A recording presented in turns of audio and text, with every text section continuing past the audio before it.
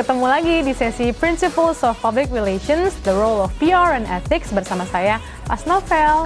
Mari kita review pertemuan-pertemuan berikutnya di sesi hari ini. Nah, untuk mereview lagi kita akan start dari pertemuan pertama di sesi di mana kita membahas soal dasar-dasar dari PR dan juga perannya dalam PR and Ethics.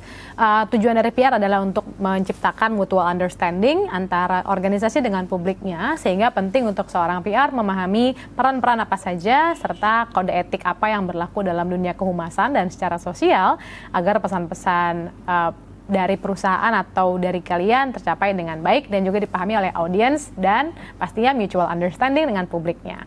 Oke, berikutnya kita bahas mengenai dua jenis PR, ada yang in-house, ada juga yang eksternal. In-house PR adalah departemen dalam perusahaan yang memang dipekerjakan atau difungsikan untuk mengerjakan tugas kehumasan, di mana bisa jadi diambil alih oleh eksternal PR atau PR agency. PR agency biasanya adalah agency atau konsultan yang bergerak di bidang penyediaan jasa PR dan kehumasan seperti pembuatan event, pembuatan publikasi, serta konsultasi untuk menciptakan suatu campaign atau suatu event.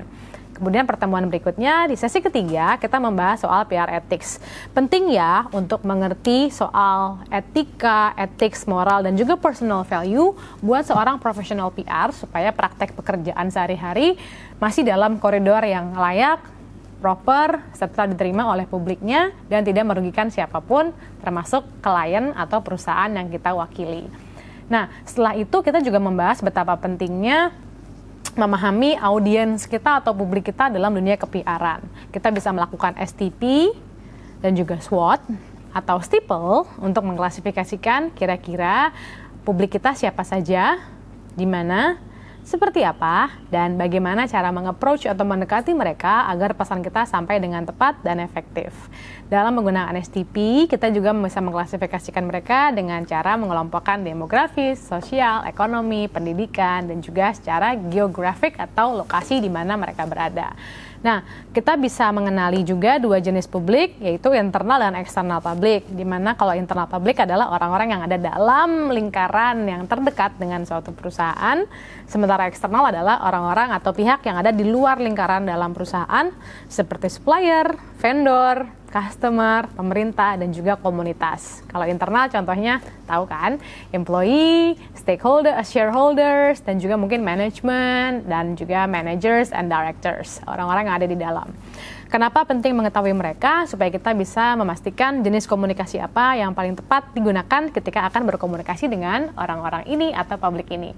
Kita juga pernah belajar soal opinion leader. Perbedaannya apa saja? Ada yang secara dekat seperti keluarga, teman, dan juga lingkaran paling akrab dengan seseorang. Ada juga aspirational atau grup-grup yang terbentuk atas dasar kesukaan atau memang punya kesamaan dalam hobi, ketertarikan, minat, dan sebagainya.